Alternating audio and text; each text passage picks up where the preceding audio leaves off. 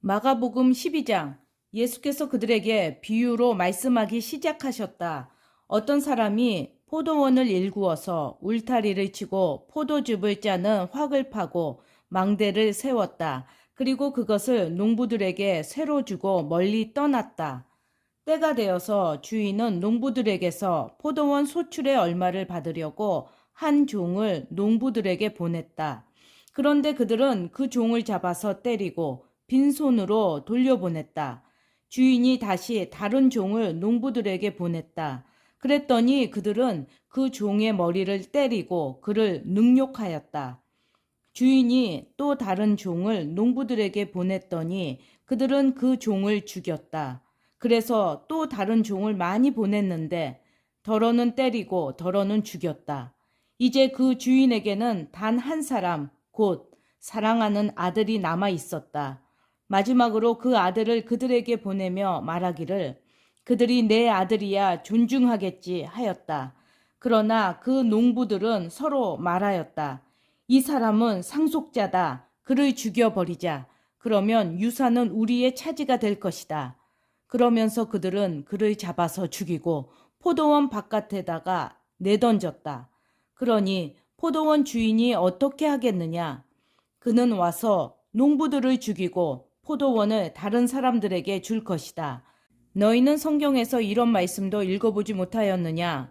집을 짓는 사람이 버린 돌이 집 모퉁이에 머릿돌이 되었다. 이것은 주님께서 하신 일이요. 우리 눈에는 놀랍게 보인다. 그들은 이 비유가 자기들을 겨냥하여 하신 말씀인 줄 알아차리고 예수를 잡으려고 하였다. 그러나 그들은 무리를 두려워하여 예수를 그대로 두고 떠나갔다. 그들은 말로 예수를 책잡으려고 바리새파 사람들과 헤롯 당원 가운데 몇 사람을 예수께로 보냈다. 그들이 와서 예수께 말하였다. 선생님, 우리는 선생님이 진실한 분이시고 아무에게도 매이지 않는 분이심을 압니다. 선생님은 사람의 겉모습으로 판단하지 않으시고 하나님의 길을 참되게 가르치십니다. 그런데 황제에게 세금을 바치는 것이 옳습니까? 옳지 않습니까? 바쳐야 합니까? 바치지 말아야 합니까? 예수께서 그들의 속임수를 아시고 그들에게 말씀하셨다. 어찌하여 나를 시험하느냐? 데나리온 한 잎을 가져다가 나에게 보여보아라. 그들이 그것을 가져오니 예수께서 그들에게 물으셨다. 이 초상은 누구의 것이며 적힌 글자는 누구의 것이냐? 그들이 대답하였다. 황제의 것입니다. 예수께서 그들에게 말씀하셨다. 황제의 것은 황제에게 돌려주고 하나님의 것은 하나님께 돌려드려라. 그들은 예수께 경탄하였다. 부활이 없다고 주장하는 사두개파 사람들이 예수께 와서 물었다.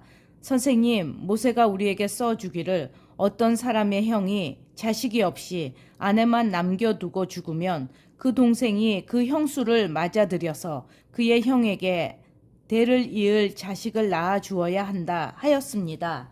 형제가 7 있었습니다. 그런데 마지가 아내를 얻었는데 죽을 때에 자식을 남기지 못하였습니다. 그리하여 둘째가 그 형수를 맞아들였는데 그도 또한 자식을 남기지 못하고 죽고 셋째도 그러하였습니다. 7이 모두 자식을 두지 못하였습니다. 맨 마지막으로 그 여자도 죽었습니다. 그들이 살아날 부활 때에 그 여자는 그들 가운데 누구의 아내가 되겠습니까? 7이 모두 그 여자를 아내로 맞아들였으니 말입니다. 예수께서 그들에게 말씀하셨다. 너희는 성경도 모르고 하나님의 능력도 모르니까 잘못 생각하는 것이 아니냐. 사람이 죽은 사람들 가운데서 살아날 때에는 장가도 가지 않고 시집도 가지 않고 하늘에 있는 천사들과 같다. 죽은 사람들이 살아나는 일에 관해서는 모세의 책에 떨기나무 이야기가 나오는 대목에서 하나님께서 모세에게 어떻게 말씀하셨는지를 너희는 읽어보지 못하였느냐? 하나님께서는 모세에게 말씀하시기를 나는 아브라함의 하나님이요 이삭의 하나님이요 야곱의 하나님이다 하시지 않으셨느냐? 하나님은 죽은 사람들의 하나님이 아니라 살아있는 사람들의 하나님이시다. 너희는 생각을 크게 잘못하고 있다. 율법학자들 가운데 한 사람이 다가와서 그들이 변론하는 것을 들었다. 그는 예수가 그들에게 대답을 잘 하시는 것을 보고서 예수께 물었다. 모든 계명 가운데서 가장 으뜸되는 것은 어느 것입니까? 예수께서 대답하셨다. 첫째는 이것이다. 이스라엘아 들어라. 우리 하나님이신 주님은 오직 한 분이신 주님이시다.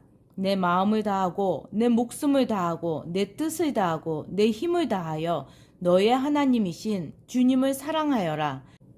둘째는 이것이다. 내 이웃을 내 몸과 같이 사랑하여라. 이 계명보다 더 큰 계명은 없다. 그러자 율법학자가 예수께 말하였다. 선생님, 옳은 말씀입니다. 하나님은 한 분이시요 그 밖에 다른 이는 없다고 하신 그 말씀은 옳습니다. 또 마음을 다하고 지혜를 다하고 힘을 다하여 하나님을 사랑하는 것과 이웃을 자기 몸 같이 사랑하는 것이 모든 번제와 희생제보다 더 낫습니다. 예수께서는 그가 슬기롭게 대답하는 것을 보시고 그에게 말씀하셨다. 너는 하나님의 나라에서 멀리 있지 않다. 그 뒤에는 감히 예수께 더 묻는 사람이 없었다. 예수께서 성전에서 가르치실 때에 이렇게 말씀하셨다.